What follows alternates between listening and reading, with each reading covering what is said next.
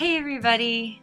I am the kind of person who tries to fill up her schedule with every little task. Okay, Genevieve, you can do this. You have exactly 5 minutes to make this phone call before you need to use 2 minutes to send an email, to text and check in on 2 people before you run out the door to your next meeting. Right after your next meeting, you need to walk over to the library to eat lunch, create an agenda for the next meeting, and finish the rough draft of your Spanish essay. Ooh, girl, you're behind. You took way too long chewing on those carrots and not nearly enough time typing. You're going to regret that when you lose sleep tonight.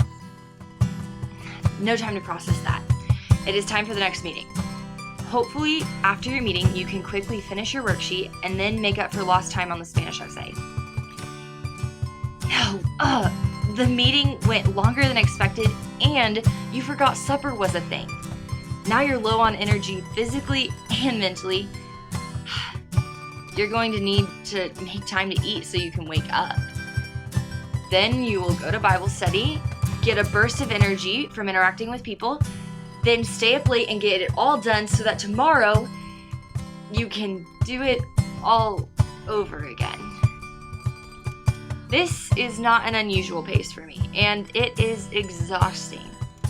I usually don't leave space for rest or processing thoughts. When I do have spare time to think, it is usually spent making plans A, B, and C for how to accomplish everything that needs to be done. Late nights, when it is hard to focus on my tasks, are when my mind starts to drift and finally I get to process a bit of how I'm feeling. What if I just quit? What if I just quit all of the social activities, stopped working, and did only online classes? Then I could just move to the mountains, and there's no way I would be in this mess. I for real thought that on a regular basis. And guess what? It happened. Other than the mountains part. That hasn't happened for me. I live in Kansas.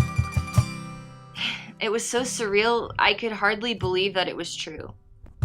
Surely this time characterized by cancellation and isolation would ensure the rest that I craved. Maybe too much rest. I started to add a few things to make sure that I wasn't bored. Then I added meetings with several people that I wanted to check in with. I made a list of all the things that I wanted to do and learn during quarantine. And though it looked different, I made myself just as busy as before. How? How did I do that? I don't know, and I really don't know, but that's what happened. So why am I the one talking about how COVID-19 can't steal our rest? Well, God has been teaching me about rest for quite a while now. He's been trying to get me to take a Sabbath or day of rest in Him for a few years, and I actually just started doing that at the beginning of this school year. Though I am a slow learner, I am a learner, and I have learned that rest is intentional.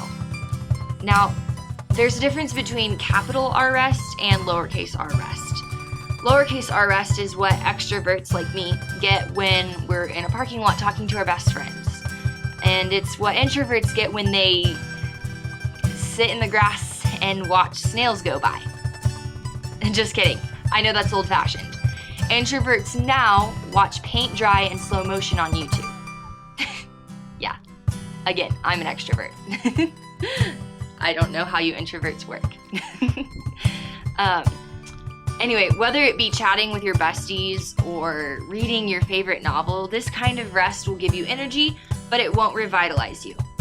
It's important to actively seek out this type of rest, but it's even more important to make time for capital R rest. Capital R rest is found in coming to Jesus. In Matthew 11:28, Jesus says, "Come to me, all you who labor and are heavy laden, and I will give you rest." In verse 29, Jesus says that in Him is where we will find rest for our souls. Our souls. Lowercase r rest can give us physical and mental energy, but capital R rest in Jesus gives us soul energy. Not to mention, it can also give you the physical and mental rest that we need as well. Sitting in your favorite chair with hot tea, reading your Bible, praying on the phone with a spiritual mentor or accountability partner, it's like the essence of rest. Now, resting in Jesus isn't going to just happen. You have to be intentional about it. You have to make time in your day and guard it. Or like me, you'll fill your waking to falling moment with tasks and meetings to keep yourself continually busy, or you may fill your time with other things like Netflix, novels, Clash of Clans.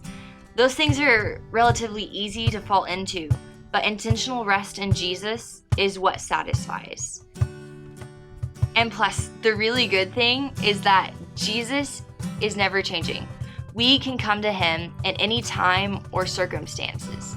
In Hebrews 13:8, it says, Jesus Christ is the same yesterday, today, and forever. That truth has remained through many a pandemic, and it remains true today. COVID-19 can't steal our rest. God bless.